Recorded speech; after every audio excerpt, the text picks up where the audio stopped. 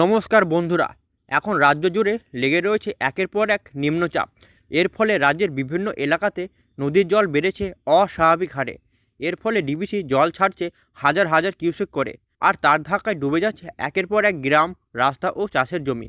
মুখ্যমন্ত্রী মমতা বন্দ্যোপাধ্যায় নিজে কন্ট্রোল রুমে বসে নজর দিচ্ছেন এই পরিস্থিতির উপর। তিনি বলেন, এমন বৃষ্টি ও এমন পরিস্থিতি তিনি আগে কখনো দেখেননি।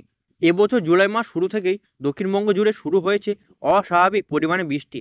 এর সঙ্গে যুক্ত হয়েছে ঝাড়খণ্ডের জলাধারগুলির জল ছাড়া।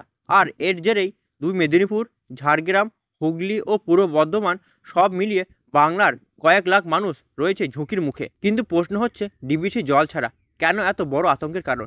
ডিবিসি মানে দামোদর ভ্যালি কর্পোরেশন।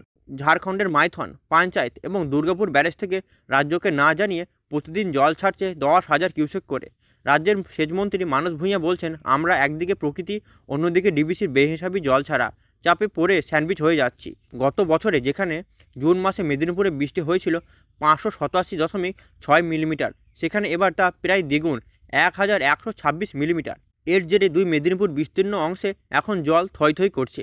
পূর্ব মেদিনীপুরে পাঁশকুড়া থেকে পশ্চিমের ঘাটাল যে কোনো সময় আরও ভয়াবহ পরিস্থিতির আশঙ্কা দেখা যেতে পারে।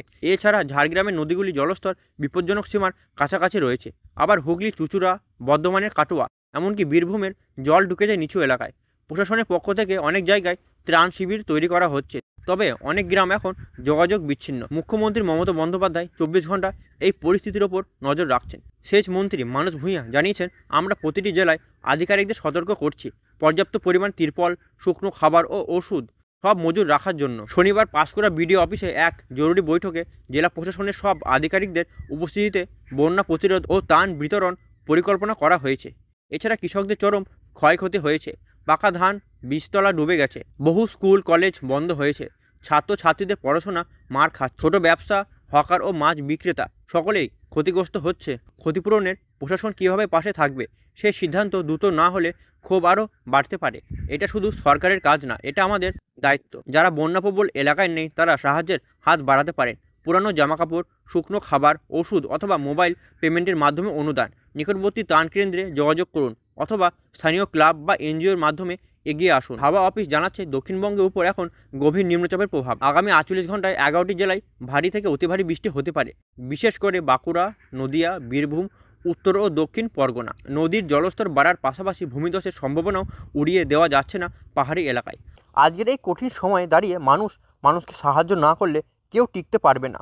মুখ্যমন্ত্রী মমতা বন্দ্যোপাধ্যায় বলছেন, বিপদের সময় সবাই একসঙ্গে লড়াই করতে হবে। আমরা যদি একে অপরের পাশে থাকি, সচেতন থাকি, তাহলে এই প্রাকৃতিক দুর্যোগের মধ্যেও বাঁচার রাস্তা বেরোবে। বন্ধুরা, এই ছিল আজকের ভিডিওটি যদি আপনার উপকারে আসে দয়া করে শেয়ার করুন আপনার বন্ধুদের সাথে, আর কমেন্টে জানাবেন আপনার এলাকার এখন কেমন পরিস্থিতি রয়েছে।